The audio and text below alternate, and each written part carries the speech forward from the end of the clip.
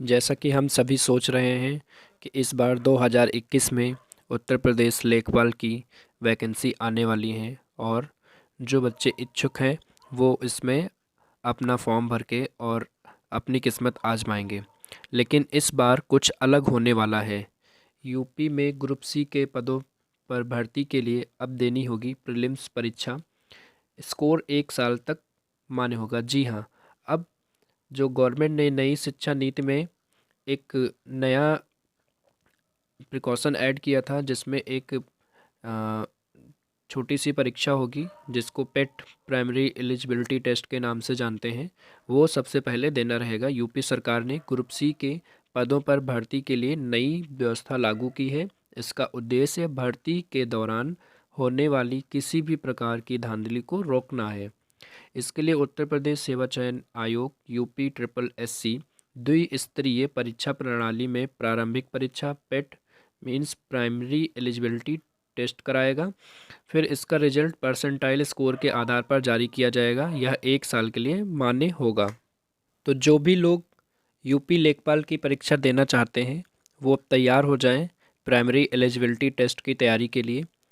जो इसको क्वालिफाई करेगा वही अगले पड़ाव में भाग लेगा और लेखपाल की जो मेन परीक्षा है वो उसमें सम्मिलित होने के लिए एक मौका पाएगा।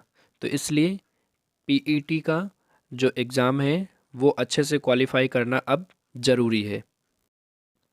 आयोग द्वारा जो नोटिफिकेशन जारी किया गया है उसमें चकबंदी लेखपाल के पदों पर भर्ती के लिए 12वीं यानी इंटरमीडिएट पास होने की योग्यता मांगी गई थी, लेकिन अब भी यही होने का अनुमान है।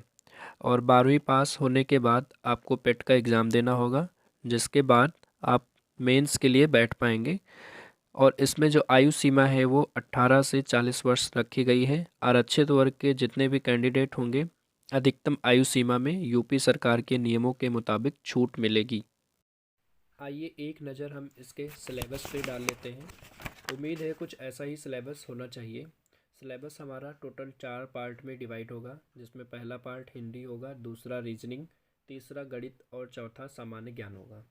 ये सारे पार्ट 25-25 मार्क्स के होंगे। टोटल जो पेपर होगा वो 100 मार्क्स का होगा। यूपी ट्रिपल एससी के एग्ज़ाम में हम हिंदी के ज़्यादातर अटैम्प्ट्स होते ही होते हैं। हिंदी की तैयारी करना है। हिंदी में जो बेसिक चीज़ें होती हैं वो हमें तैयार करनी रहेंगी, जैसे कि अलंकार, रस, समास, पर्यायवाची, विलोम, तत्सम, तद्भव, संधियाँ, वाक्यांश के लिए एक शब्द, लोकोक्ति, मुहावरे, निबंध, रस, लिंग, छंद, कारक, वर्तनी, ऐसे करके जो भी चीज़ें होती हैं ये हमें तैयार करनी रहेंगी। इन्हीं के बेसिस पे कुछ क्वेश्चंस होंगे।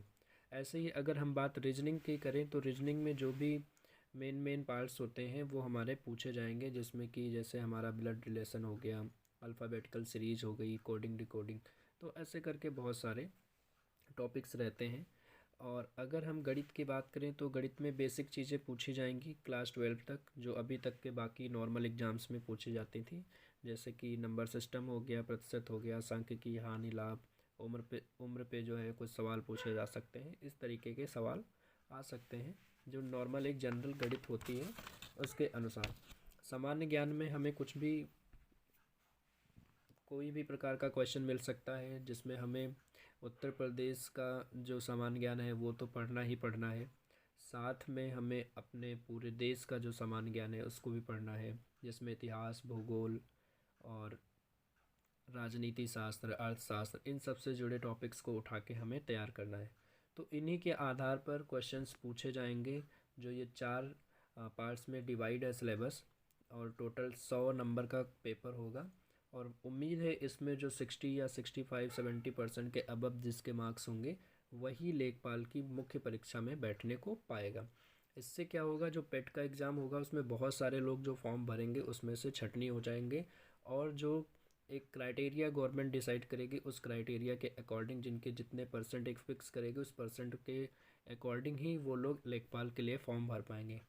एक उदाहरण लेते हैं, अगर 60% एक मानक बनाया गया है तो पेट के एग्ज़ाम में जो 60% पाएंगे उन्हीं को जो है लेखपाल की भर्ती में सम्मिलित होने का, परीक्षा में सम्मिलित होने का मौका मिलेगा। तो इस प्रकार कुछ भर्ती की प्रक्रिया हो सकती है। किसी भी प्रकार की अधिक जानकारी के लिए यूपी ट्रिपल एससी की ऑफिशियल वेबसाइट पर नियमित जारी नोटिफिकेशंस को देखते रहें।